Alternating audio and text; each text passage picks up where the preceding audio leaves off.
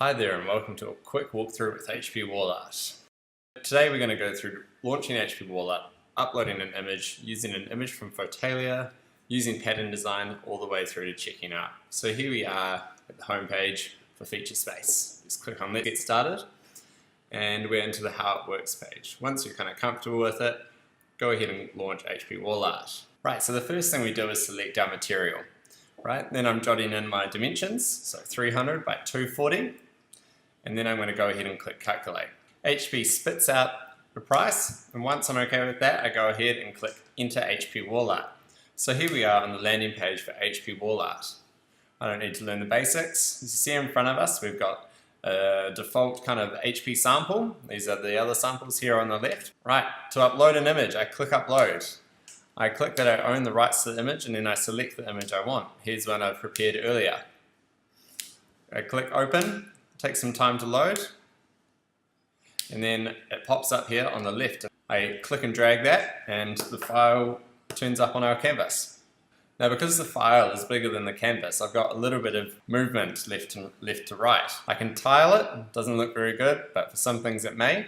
I can also scale it. Now if I scale it too far, here we go, if I scale it too far then the image is going to pixelate. So I'm just going to scale that back down, drag it to the right position. Great, that looks fine.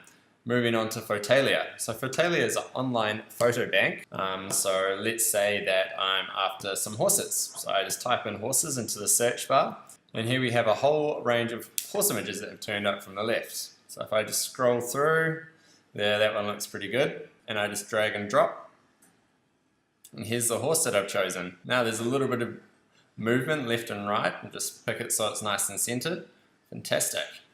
Right, moving on to pattern design. Now pattern design is a bit more interesting. It's similar to Fotalia that it's an online source, except that they're all vector images. So if I click on this one here, it's a vectorial image, which means that I can scale it, as I'm about to demonstrate, as much as I want, whether it goes in or out. Now say I'm designing for a feature wall. I think this one here looks pretty good. Yeah, it looks great. Another feature of pattern design is that you can change the colors. So if I click on recolor, find the color that I want to change, which is this kind of dark blue background, and I'd quite like to change that black and see how that looks. Fantastic. Much better. Another great feature of pattern design is the foreground and background. So if you're similar with Photoshop, it's kind of like layers. So the foreground's the front layer and the background's the background layer. As you can see, I can scale that and I can rotate it, just move it around. I can change the color, so black's not really standing out.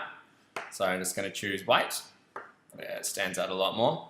As you can see, I can scale it to how I want just by dragging, and then the rotating just by using this rotated element here. I can also add text. So yeah, let's just say I'm directing someone to FeatureSpace. So I just type in FeatureSpace. Choose the font. That one looks good. It's probably not very FeatureSpacey. Oh well. Anyway, the color, white, obviously, it'll make it stand out better, but as you can see, there's a whole range there. And add text. Great, so I'm just going to scale that down the same way that I did to the arrow image. And there, that's kind of what I'm after. It's actually not really what I'm going to go through with. So if I want to get rid of these things or I'm not happy, I just press delete and poof, they disappear. Right, I'm ready to check out. So what we do here is press next. I'm going to create a new folder called feature walls. Great, and this can be feature wall v1. All right, off we go. That's just so I can use as reference later on down the track. So here are the costs here.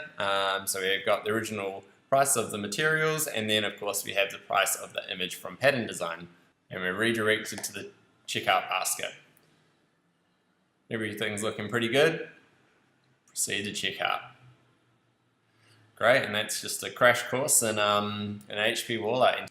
Thanks for watching. Don't forget to like and subscribe. If you have any more questions, feel free to give us a ring.